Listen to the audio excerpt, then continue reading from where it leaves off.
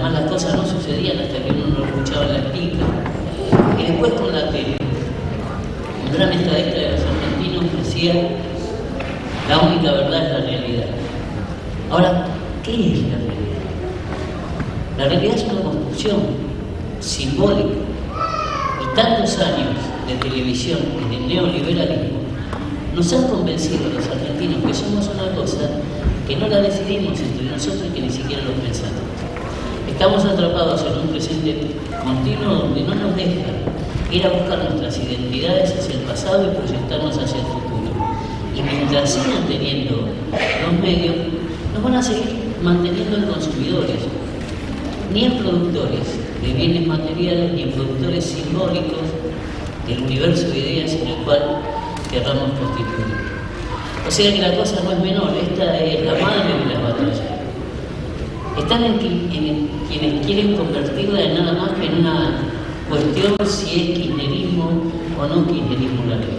Esto es muchísimo más profundo y habría que pensar seriamente porque estuvimos 21 años manteniendo la ley de la dictadura y a cuántos intereses habrá servido el haber mantenido la dictadura. Quienes hablan de postergación adhiero absolutamente a lo que decía el rector. No hay posibilidad de arreglar la situación de pobreza, tanto material como simbólica, sino a partir de una construcción del colectivo, de la gente. Y para que la gente pueda hacerlo hay que poderizarse, como decía el rector.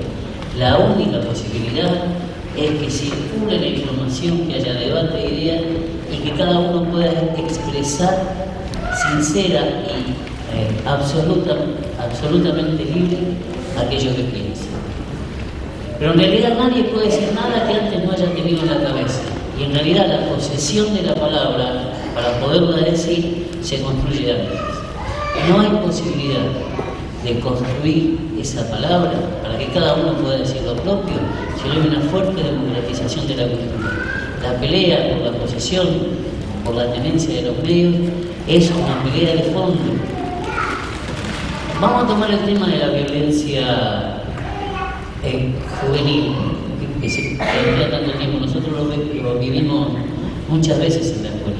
Casi siempre el golpe viene de aquel que, impotente por no poder decir nada, lo único que tiene que hacer es cuidar. Porque en realidad no encuentra las palabras como para poder discutir con el otro. Entonces pone en acción la violencia que tiene, termina pegando una piña. Por ahí, si tuviera otras herramientas de tipo intelectual, podría discutir. ¿Y esta sociedad cuánto hace que no discute? ¿Cuánto hace que nos levantamos temprano, prendemos la tele y nos vestimos de acuerdo a lo que nos diga la tele? Puede hacer mucho frío, pero si el de la tele dijo que va a ser frío en el campeón, salimos de maldita ropa. Estamos convencidos que la vida es lo que el televisor nos vende. Bueno, un pedazo de ese televisor lo tenemos que tener nosotros, si no, nos van a hacer marcar un destino para afuera y nunca vamos a ser productores de nuestra propia existencia. O sea que pongamos mucha fuerza, hagámosle sentir la presión de todos los sectores al Senado para que ninguno que le haya aumentado la conciencia o el bolsillo haga graciosamente un voto en contra y que sepa que todos estamos esperando que cumplan con el destino histórico para el que fueron elegidos. Héctor Picone y Cristian Jensen, ellos manejan técnicamente muy bien el tema de la ley para aclarar cualquier duda respecto al articulado. Yo participé como uno más de la elaboración de los 21 puntos para una nueva ley de radiodifusión hace algunos años, que derivó en este proyecto de ley de servicios audiovisuales. Pero me quedé pensando en lo que dijo el rector con respecto al empoderamiento, es decir, a la construcción de poder popular. Y dije, bueno, ¿cómo se hace eso? Una cosa es decirlo y otra cosa es hacerlo. ¿Y qué relación tiene la comunicación con la construcción del poder popular? Entonces, como estoy viendo que hay todos, la mayoría son de San Martín, hay vecinos de José Luis Suárez, veo varios. Yo vengo de un barrio que se llama Villa Hidalgo, que está en José León Suárez. Y nosotros en los multimedios somos la capital nacional del secuestro, más o menos. Una cosa así, aparecemos por esas cuestiones. Pero les cuento muy brevemente una historia de empoderamiento para que veamos en la práctica cómo se construye la comunicación comunitaria. Allá por el año 1983, cuando volvíamos de la dictadura, en Villa Hidalgo salían de la cárcel algunos vecinos que habían estado presos, aparecían maestros, catequistas, dirigentes vecinales de distintas generaciones, algunos más viejos, de la anterior etapa, otros más nuevos que llegábamos. En ese momento yo tenía pelo, barba negra, por ejemplo, en otro momento. Y ahí empezamos una discusión. ¿Qué hacer? ¿Qué es lo inmediato? ¿Qué es lo que hay que hacer? Entonces unos decían, bueno, la olla popular, otros decían, bueno, hay que juntar medicamentos, otros decían, bueno, hay que juntar ropa, y algunos dijeron, hay que hacer comunicación, hay que comunicarse con los vecinos, hay que difundir nuestra propia palabra. Y había toda una discusión, no, hay otras cosas más urgentes, parecía la discusión con Bergoglio, no hablen de la pobreza, no hablen de la ley, que eso viene después. Y esa discusión se daba al interior de la militancia en el barrio. En un momento, Margarita, que está por allá, dijo, bueno, hay que levantar un poco la cabeza de la olla y mirar estratégicamente para allá. Y empezamos a hacer medios de comunicación populares. No había fibra óptica, no había fax, no había celular, no había PC, no había satélite. Estamos hablando de los primeros 80, la revolución tecnológica no había llegado. ¿Qué hacemos? Diarios murales, folletos, una revistita hecha a mano que se llamaba Renaciendo, por el renacer después de la dictadura. Se hizo una asamblea en el barrio para votar el nombre de la revista. Salió Renaciendo. Hacíamos diapositivas con los slides, viejas diapositivas, tipo fotonovelas con los vecinos haciendo de actores, con historias del barrio. Estaba la mamá de uno de los chicos que vi por acá, del movimiento Evita, que participaba, ya está, tu mamá estaba. Y hacíamos teatro callejero. Aprovechábamos los momentos fuertes, religiosos del barrio, para hacer lo que en la Edad Media se llamaban los autos sacramentales, es decir, la representación de los momentos fuertes religiosos de la piedad popular, pero con todos los vecinos actuando, haciendo de personajes bíblicos y caminando por la calle, 10, 20 cuadras. Es decir, lo que estábamos tratando era de tener una voz propia, lo que decía el rector, tener la propia voz. Hasta que en el 88 dijimos, vamos a poner una propaladora, como los mismos pueblos, y después dijimos, la propaladora en la villa andaba bárbaro, pero en los sectores de clase media de alrededor les resultaba medio invasivo, porque es otra cultura, otra manera de ver la vida, más individual. Dijimos una radio por cable, es decir, un parlantito en la casa, cablear, prendés, pero teníamos miedo que la dictadura volviera, y entonces desmantelar la radio costaba. Los dirigentes podíamos bajar, pero el que tenía la radio en la casa estaba marcado, entonces dijimos, la radio por cable no. Y apareció la idea del FM, y así salió la FM Reconquista en Villa Hidalgo, por el río, que está ahí, a unas cuadras, que era muy presente en nuestra vida, porque circundábamos. Cuando la radio empezó, ¿te acordás? Sirvió de lugar de evacuación porque desbordó el río en el 88. Y también por reconquistar la palabra. Nuestra zona fue el escenario de la reconquista de Buenos Aires en el siglo XIX del imperialismo inglés. Entonces hicimos el paralelo. Los vecinos de esta zona habían reconquistado la ciudad de manos del ejército más poderoso del mundo. Ahora tenemos que reconquistar la palabra para el pueblo, la voz, el discurso propio. Así nació el FM. Ahora, contar con medios de comunicación propios nos permitió, a lo largo de más de 20 años que han pasado, una construcción de organización popular. Hoy somos una red de más de 30 organizaciones diferentes. Ahí está la Biblioteca Popular de José John Suárez, el Movimiento Evita, todo, sin que nadie conduzca. Todos participamos de un proceso de comunicación, sociedades de fomento, parroquias, cooperadoras escolares. Ya estoy viendo a la concejal Centurión, que era directora de la Escuela 31 del barrio, y la cooperadora tenía su programa en la radio. Los chicos hacían programas. Esto permitió romper el clientelismo político típico de los barrios para que organizaciones autogestionadas, plurales, negociaran directamente con los gobiernos, con las empresas privatizadas para hacer asfalto, para hacer luz, para hacer agua, y de un modo participativo. Asambleas, elección de delegados por manzana, que había algunos en la tamaña, para llevar adelante obras de transformación de la infraestructura del barrio. Y comisiones que no se burocratizaban porque se autodisolvían en cuanto estaba la obra hecha. Es decir, no se enquistaban en el poder vecinal, sino que cuando había que hacer la otra obra, se hizo la del agua y ahora venía la luz, nuevos delegados, nueva elección, nuevas asambleas, la radio comunicando, los folletines. Pero también había que encontrar el lenguaje propio. No seguir el modelo de los grandes medios en chiquito, sino tener una comunicación verdaderamente alternativa. Y un día lo descubrimos, y con esto cierro la historia. En el barrio no estaba el agua potable, había un tanque con un motor que distribuía agua dentro de la villa. Eso se rompió, no teníamos agua, encima era contaminada. Los militares con el tema del SEAMS y el Camino Buenaña que han contaminado todas las lampas, había psoriasis, parásitos, todo lo que sea. Había que arreglar el tanque, después hicimos una obra de agua potable, ¿no? De agua corriente. La vieja comisión, acostumbrada a la vieja usanza, redactó una hoja oficio a máquina, antes estaba la máquina de escribir, una hoja oficio, y la repartió por las plazas.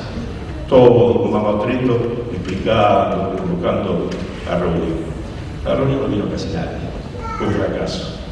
Entonces algún compañero dijo, dibujó un tanque, era una cosa como esta, le puso una carita, dos ojos así, el tanque estaba extenuado, le chorreaba, hacía un sudor, y dijo, no da más.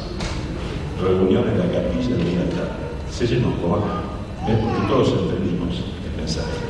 Es decir, había una comunicación que hablaba el mismo lenguaje. Y a los que no sabían leer y escribir o eran analfabetos por desuso, la imagen les decía todo. Entonces empezó otro tipo de comunicación. Y los compañeros profesionales que vinieron a darnos capacitación, vinieron con la cabeza dada vuelta. Es decir, venían a compartir saberes, pero también a aprender de la gente del barrio. Yo ahora de viejo estoy terminando la licenciatura en Ciencia de la Comunicación y mis profesores eran chicos que estudiaban en esa época en la primera camada de la carrera de Ciencia de Comunicación de la UBA y venían a hacer pasantía a la radio en la materia de comunicación comunitaria, ¿no? Pobrecitos, que además las pasantías eran terribles, terminaban picando cascote para hacer heredas, hacer cosas terribles. Pero esa simbiosis entre la academia con apertura al pueblo y el pueblo con su propia palabra, su propia construcción de sentido, como decía el compañero, es lo que nos permitía hacer una comunicación comunitaria. Lo cierro ligándolo con la ley. La ley tiene algo fundamental, central para los integrantes de FARCO, Foro Argentino de Radios Comunitarias, del cual somos fundadores, pues somos de las históricas, del año 88. El espectro radioeléctrico se divide en 3 tercios, la mayoría de ustedes lo saben. Uno para el Estado, gobernaciones, municipios, universidades nacionales, etcétera, etcétera. Otro para las empresas comerciales, que hoy dominan todo. Y otro para las entidades sin fines de lucro, que queremos ejercer el derecho a la comunicación a través también de los medios digitales, informáticos y radioeléctricos. Entonces, por primera vez se va a incorporar plenamente a las organizaciones del pueblo, a las organizaciones libres del pueblo, que quieren ejercer la comunicación no como una mercancía, sino como un derecho humano básico colectivo, y esto es profundamente revolucionario. Hemos transitado 20 y pico de años. Cuando nosotros pusimos la FM Reconquista en José León Suárez, hicimos un pozo al fondo porque venían a decomisarnos y ya estaba. Ensayábamos cuántos minutos nos llevaba a desmantelar la radio y esconder las cosas mientras entreteníamos a los que venían a decomisar. Pues se nos llamaba clandestinos, de acuerdo a los términos de la actual ley. Bueno, ha pasado mucha lucha en esos años, en todo el país. Y hoy desembocamos en un proyecto de ley que está a las puertas de ser aprobado. Esto es un proceso transformador. Esto es la culminación de una larga suma de voluntades para democratizar las comunicaciones. Sin democracia en las comunicaciones no hay importante dirigente cooperativista rosarino, un hombre con larga historia en el campo nacional y popular. En la audiencia pública que hicimos en la Cámara de Diputados dijo que de aprobarse esta ley se estaría aprobando la reforma política más importante de la República Argentina. Y en verdad yo comparto plenamente este concepto, como comparto también lo que dijo el compañero rector del empoderamiento, de la evolución de la voz al pueblo. Porque de esto se trata de romper el esquema de tomar la comunicación como un bien comercial que forme consumidores. La comunicación que formatea la mente de nuestros jóvenes, de nuestros niños, de nuestros ciudadanos, en un formato de consumo y de egoísmo. Esta ley viene a abrir las puertas a la comunicación como un bien social que transmite cultura, identidades y valores, que se pone al servicio de la formación del espíritu crítico en nuestras mujeres y en nuestros hombres. Y esto no significa que cada uno pueda optar, pueda elegir después de escuchar el relato que las distintas voces le brinden y pueda con ese pensamiento crítico tomar decisiones. Y en ese momento, cuando nuestra mujer, nuestro hombre, nuestro ciudadano sea capaz de desarrollar pensamiento crítico para la toma de decisiones, en ese momento se habrá convertido en un hombre libre. Y solo de hombres libres se hace la democracia. Y esta es la pelea que estamos librando, la batalla que estamos dando, es ver si los medios de comunicación se ponen para formar consumidores o al servicio de mayor y mejor ciudadanía, que en definitiva es al servicio de mayor y mejor democracia. De esto se trata. Por eso es tan difícil, por eso han pasado 29 años sin que ninguno de los 70 proyectos que se presentaron en el Parlamento llegaran siquiera a ser discutidos en el recinto.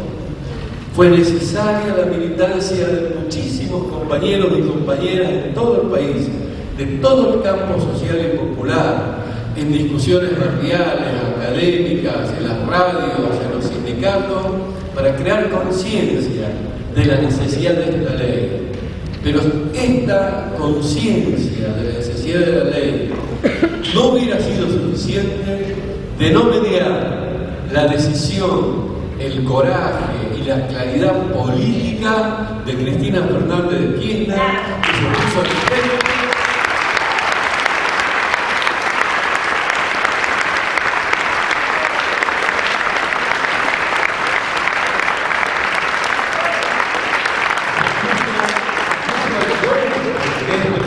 transformador. Y esto es importante, porque la historia la construyen los pueblos cuando se encuentran con sus dirigentes. Y en este momento estamos a punto de transformar la democracia de nuestro país con un instrumento poderosísimo, como es la Ley de Servicios de Comunicación Audiovisual, para una mejor, mayor democracia y para que nuestros hombres y mujeres puedan pensar por sí mismos y puedan ser hombres y mujeres libres. Seguramente el pasaje de una película que muchos deben haber visto allá por los 70.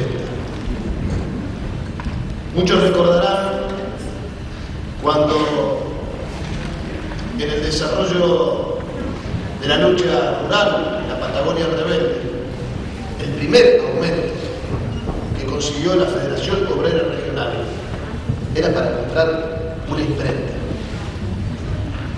Aquellos viejos anarquistas peleando en esas soledades, lo primero que habían hecho con el dinero del aumento era justamente tratar de tener una herramienta que les permitiera llegar a todos los rincones y que todos los peones rurales pudieran tener acceso al reclamo que estaban llevando adelante. De verdad he puesto este ejemplo porque no puedo menos que compartir la lucha de la cooperativa y de las organizaciones populares. Yo creo que la pelea alrededor de un debate sobre la democratización de la información en la Argentina no solamente es una deuda de la democracia, sino es una cuestión central alrededor del poder. Hoy, el poder de los medios de comunicación, al lado del poder económico, constituyen el vértice y la punta de lanza del poder planetario. Esto es lo que ocurre. Nosotros lo vimos muy cercanamente en la lucha por la resolución 125, pero compañeros y compañeras, es mucho más antiguo.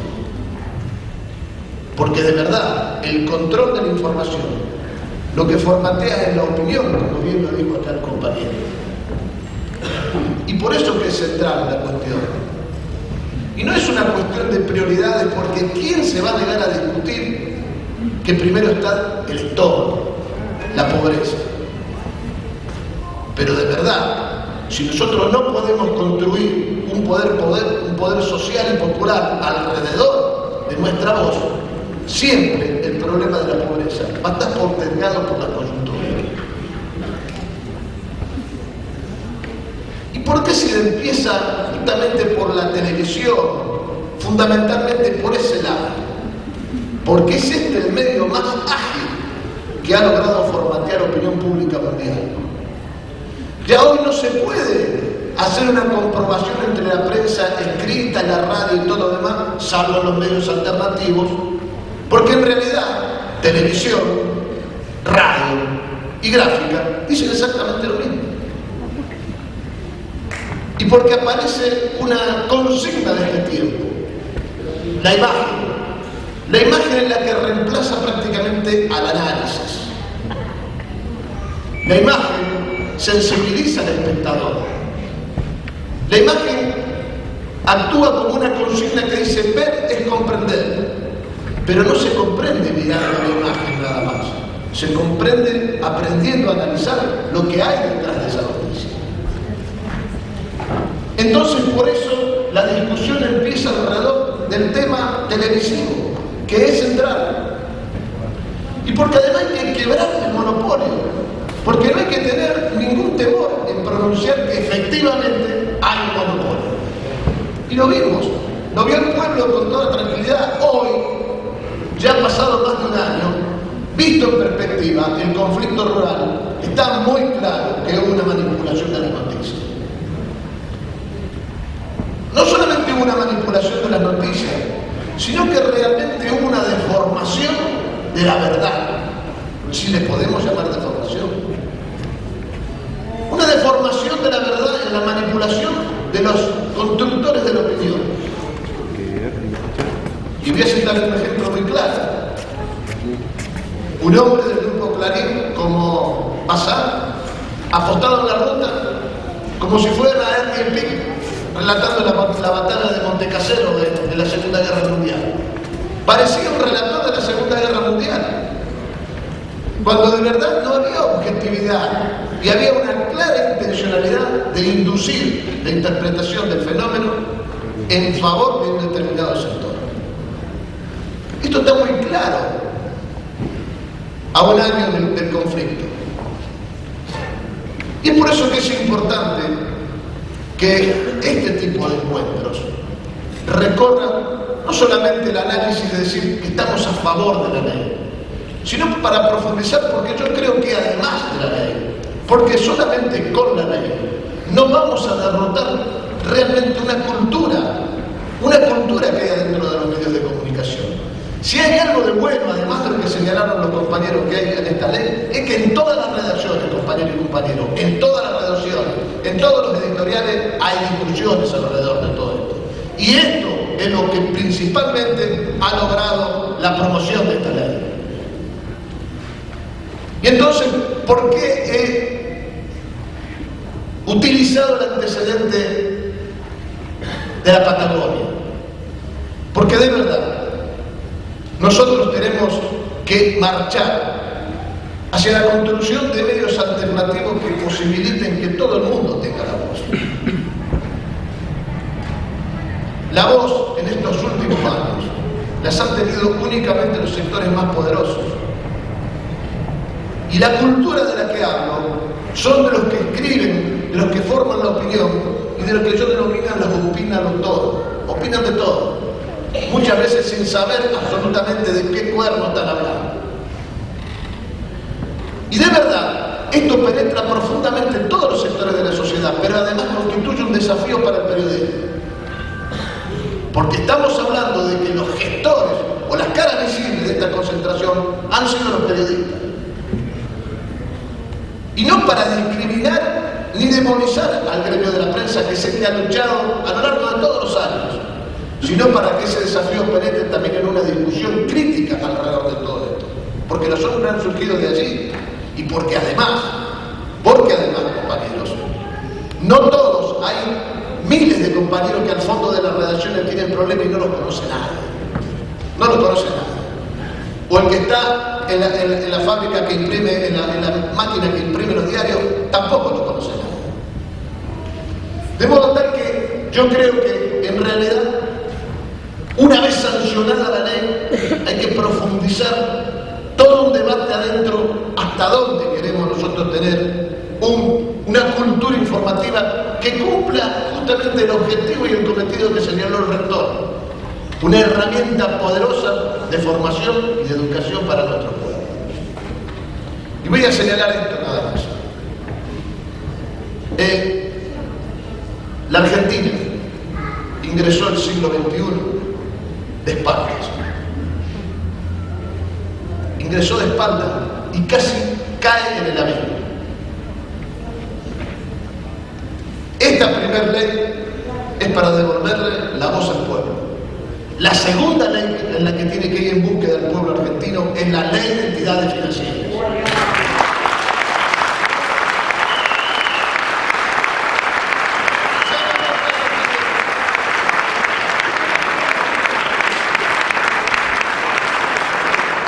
¿Saben por qué? Porque esta, la primera, va a servir para que tengamos oídos, para que se escuche nuestra voz y para que miremos de frente la llegada del bicentenario.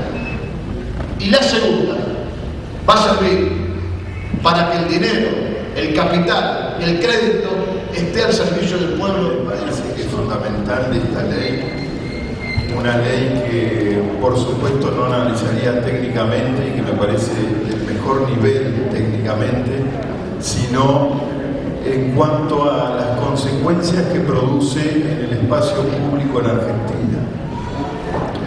Yo creo que hay una iniciativa que es para celebrar, que excede el campo de las comunicaciones en Argentina y que de algún modo instala o permite instalar esta ley, que es o que se vincula con el campo de las políticas culturales. En Argentina, como todos sabemos, la etapa fuerte de política cultural fue la etapa donde fue exitoso el sistema educativo.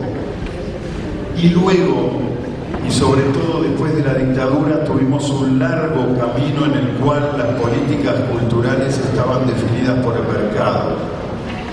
Me parece que en este sentido esta ley aporta una revolución en el campo de posibilidad de la palabra, pero también aporta, inscribe una iniciativa fundamental en términos de políticas culturales, que me parece que no se acaban en la ley, sino que ahora comienza una lucha que tiene mucha historia, que tiene muchas identidades y que tiene muchas voces, pero que ha sufrido de algún modo un largo proceso de mercantilización de la comunicación, de la opinión pública y de la esfera pública.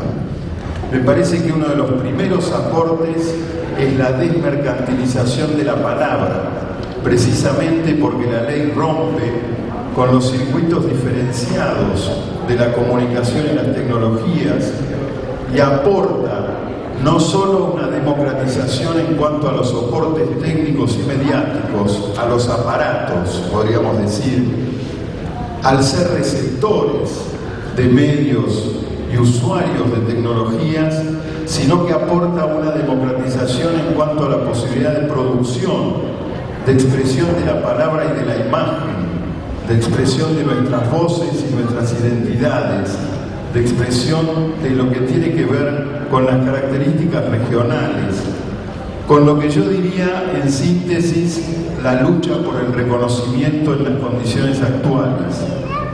En este sentido me parece que hace explotar el espacio público, o al menos nos permite pensar en una explosión del espacio público, porque de algún modo, al desmercantilizar la palabra y al reconocer a la sociedad de comunicación como el nuevo nombre de la esfera pública, vuelve a abrir la puerta a la política. Y a mí me parece que esto es clave, es decir, históricamente la política, el ámbito de la política o de lo político, tiene que ver específicamente con la posibilidad de pronunciar la palabra. Discúlpenme, voy a hacer de Grontón. Decía Aristóteles que el que está por fuera de la sociedad política es o una bestia o un dios. Y nosotros eso lo hemos vivido. Aristóteles decía que la característica fundamental de la política y del hombre como animal político, como lo llamaba él, es la palabra. Y precisamente él decía que el que no puede pronunciar la palabra en la sociedad política es una bestia, y el que la pronuncia por otros es un dios. Fíjense cómo nosotros vivíamos en esta situación, que todavía estamos viviendo de algún modo en esto, y estamos luchando para que esto no sea así. Muchos hemos tenido imposibilidad, de algún modo no hemos podido pronunciar públicamente a través de los medios, a través de nuestra imagen, etcétera, la palabra, la voz que nos diferencia, nuestra propia historia, nuestra forma de narrarla. Hemos sido relegados al lugar de las bestias. Hemos sido de algún modo, digamos, insignificantes para el juego de la política del mercado. Y por otro lado, instalado por la ley anterior de medios audiovisuales, un grupo de dioses que hablan para esa sociedad política desde el lugar que consagraba la ley anterior, que es la riqueza y el patrimonio. Ustedes lo saben perfectamente que lo que cambia esta ley precisamente es la autoridad para pronunciar la palabra basada en la riqueza y el patrimonio, que eran los motivos por los cuales se otorgaban licencias. Entonces me parece que allí se abre una posibilidad para una refiguración de lo político en la esfera pública, una refiguración que se viene fraguando en muchas de nuestras luchas, en muchas de nuestras organizaciones, que de algún modo ahora son reconocidas, de hecho las radios comunitarias, la comunicación comunitaria, pero también la posibilidad de expresión de lo que antes se llamaban las asociaciones libres del pueblo. Y a mí me parece que esto es clave, porque en definitiva, y termino con esto porque ya estamos todos cansados, pero en definitiva, una gran preocupación es qué nos viene a futuro. ¿Qué nos viene a futuro? Y me pregunto, ¿qué nos viene con algunos personajes que circulan hoy por la política, vinculados con la lógica del mercado, colombianos ellos, que tienen tal vez inscrito el modelo del Estado comunitario de Uribe? Ustedes saben que allí hay un simulacro de pronunciamiento de la palabra, hay un simulacro de participación, hay un juego de oferta y demanda en espacios armados por el mismo Uribe para suspender, para impugnar la democracia en sus formas institucionales y en las formas que se den las organizaciones del pueblo. Entonces me parece que lo que esto quiebra es precisamente ese camino como un camino inevitable. Y entonces esto a la vez es esperanza y es lucha. Me parece que allí es central el papel sobre todo de los jóvenes, fundamentalmente porque los grandes medios han hecho de los jóvenes un desecho. los han presentado con una imagen en la cual la gestión de la seguridad ha hecho de ellos personajes peligrosos, anómalos, amenazantes, pero en definitiva prescindibles. Me parece que aquí hay algo que es central, no más poner en juego la vida de los jóvenes, sino comenzar a apropiarnos de estas nuevas estrategias para poder decir, para poder contar y para poder con el rector. Es un día de fiesta porque hoy se aprobó en el plenario de comisiones en el Senado la posibilidad de tratamiento el viernes que viene el viernes 9 a las 11 de la mañana, el tratamiento en el Senado, esto por la mayoría aprobada por el Frente por la Victoria, firmado hoy, el tratamiento del proyecto de ley.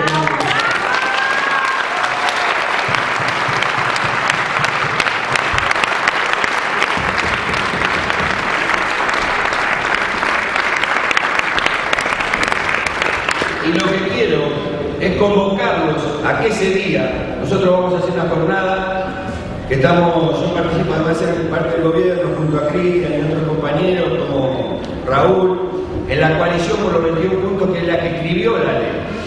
Desde hace 5 años que la coalición por la radiodifusión democrática acordó 21 puntos y los empezó a trabajar, insistió hasta que hoy está a punto de ser aprobado en la Argentina una construcción social, político-económica sin precedentes. No hay una ley que tenga esta construcción.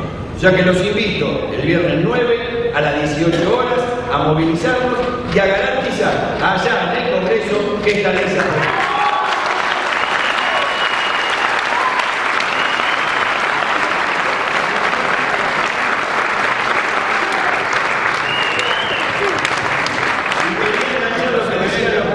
Porque la verdad me da mucha alegría. Hace muchos años que venimos peleando por esta ley. Me da mucha alegría que los diputados el otro día, a los miembros de la coalición y a los que estuvimos apoyando, nos abrazaran como nos abrazaron los senadores hoy. Y dice, gracias muchachos, no le digo gracias a ustedes porque votaron y hicieron posible esto. No, dice, porque desde la 125, que no sentíamos el acompañamiento popular en la aprobación de una ley. Y esto es lo que sentimos hoy. Y esto les digo a ustedes, con la ley de radiodifusión que se llama Ley de Servicios de Comunicación Audiovisual, esto recién empieza.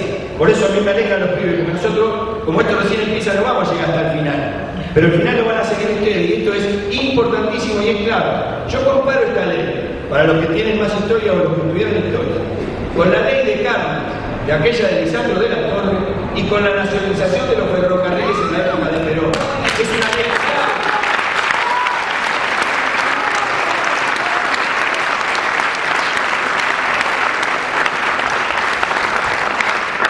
De hablar, como decíamos, que sería decir una palabra.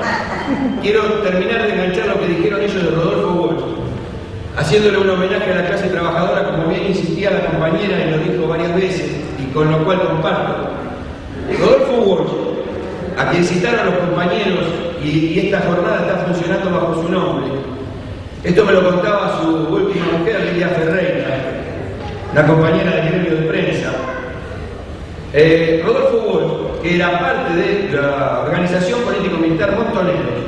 Yo le pregunté cómo era Montonero, cómo era Walsh con la conducción montonera, porque siendo tan inteligente, yo decía, alguna crítica tendría que haber hecho porque realmente se cometieron muchos errores que nos dejaron a muchos compañeros desaparecidos y muertos. Y ella me decía que Walsh una vez les dijo a la conducción montonera, muchachos, ¿por qué no nos disolvemos? Porque nos están matando, y después desde la coherencia nos volvemos a encontrar. No le hicieron caso, y Walsh, por ser coherente y orgánico, se quedó en la organización Montoneros y fue secuestrado y muerto. Y yo quiero decir esto de la coherencia, porque acá está el compañero Esmil, y acá está el compañero Pablo Maciache, fundador de la sociedad junto a su compañera, y Esmil, fundador del MTA. Yo también soy fundador de la CTA, la Central de Trabajadores Argentinos. Y yo hacía mucho que no lo veía en mí. Y me sonó cuando lo vi esto de Walsh. Desde la coherencia nos volvemos a encontrar. Nos encontramos cuando CTA y MTA juntos convocamos a la marcha federal. El principio del fin del gobierno neoliberal de Carlos Menem. Ese fue el primer triunfo importante y se logró por la unidad.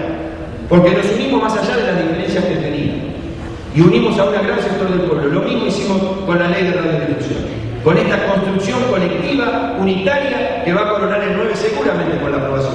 Y ahora voy a un tema, porque ustedes vinieron por la ley y yo les quiero dar un tema de la ley, que es uno de los que más anda por ahí, que dice la autoridad de aplicación, ¿no? Todo dice, bueno, discutamos la autoridad de aplicación. ¿Qué es la autoridad de aplicación?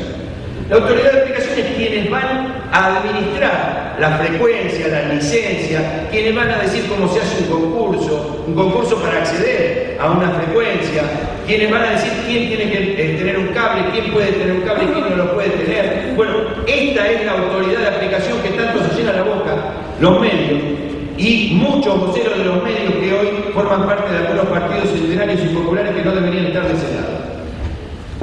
Esa autoridad de aplicación, tal cual salió de la Cámara de Diputados, tiene 7 miembros.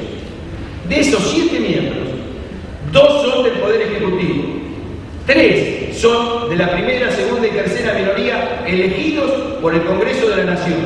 Y los otros 2 son de un Consejo Federal. ¿Qué es el Consejo Federal? El Consejo Federal es una de las cosas más lindas que tiene Italia. Nosotros estamos disputando el Estado.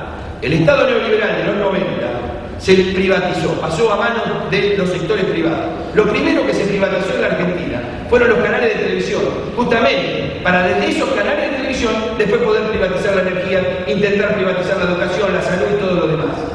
Por eso bien decía alguien, ahora ya no me acuerdo tiempo somos tanto, que esta es la primera ley. Y es cierto. Ustedes dirán, bueno, después de 7 años sería bueno que los Kirchner hicieran esto de una vez por todas. Bueno, pero es la primera ley que la uno a esto de la juventud y de que esto recién empieza.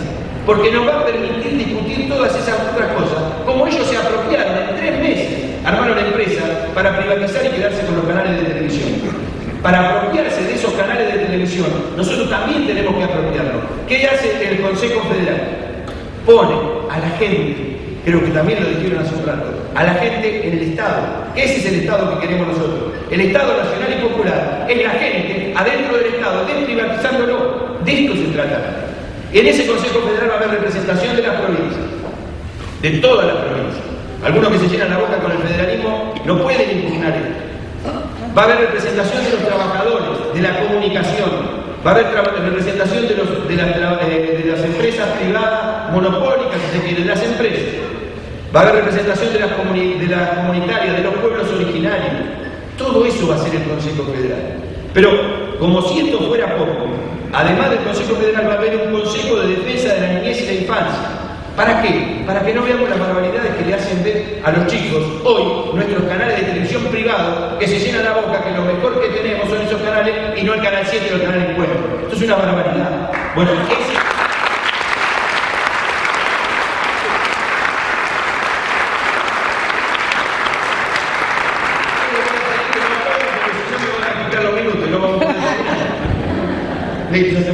bueno, la otra, esto es importante, el Consejo de Defensa de la Niñez y la Infancia. La otra es el defensor del público. Va a haber un defensor del público con autoridad para convocar audiencias públicas. Defensor del público y consejos consultivos que también van a tener los medios públicos. Acá se va a poder, por esta ley, que el municipio tenga su radio, que la provincia de Buenos Aires tenga su radio, la tiene, pero digo que otras provincias que no la pueden tener por esta legislación. Que haya medios públicos manejados por escuelas, en cárceles, en todos los lugares donde la gente tiene que expresarse. Y eso se van a dar directamente, cosa que les molesta mucho a los sectores privados. Se le va a dar porque lo necesitan, las escuelas necesitan, los barrios necesitan.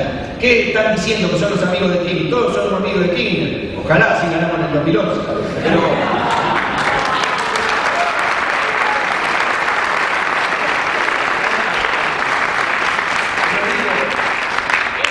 es lo que va a hacer el Consejo Federal, la autoridad de aplicación, y eso es lo que les molesta, por eso no lo describen, por eso dicen, no, es una mayoría que tiene el Poder Ejecutivo. Mentira, es el pueblo, que ojalá nos organicemos cada vez mejor para copar estos espacios que nos abre el Consejo Federal. Tenemos el defensor del público y también una tarifa social para el cable. Porque el cable es prohibitivo, esto no salió de ningún lado, casi no lo hemos leído.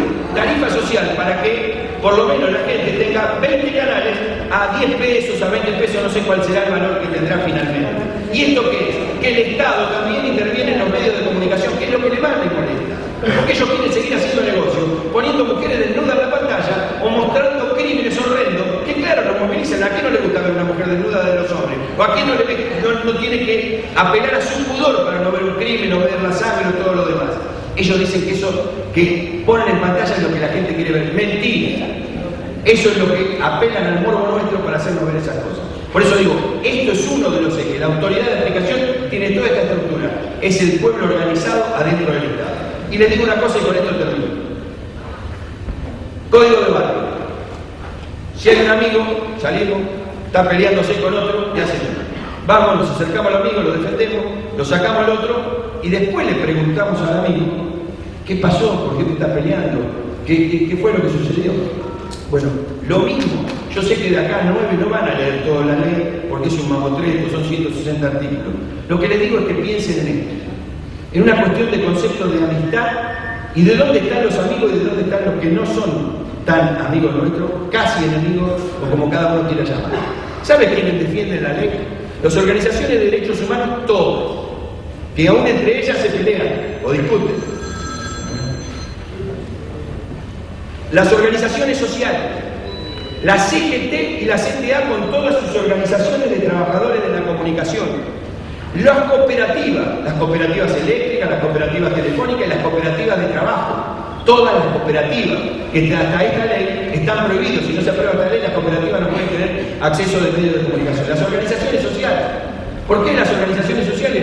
Porque va a ser mucho más sano hacer una protesta si uno tiene un medio de comunicación con potencia para que lo escuchen y no va a necesitar cortar ruta ni hacer otra serie de cuestiones que son hechos mediáticos, que lo que hacen es convocar a los medios de comunicación para poder denunciar el conflicto. Si nosotros tuviéramos palabras, no tendríamos que hacer tantos conflictos. Los cableros chicos de los pueblos que nacieron para darnos sus señales de cable. Los sectores de la educación que van a tener participación, que están apoyando porque van a tener participación y porque la educación y la comunicación van juntas.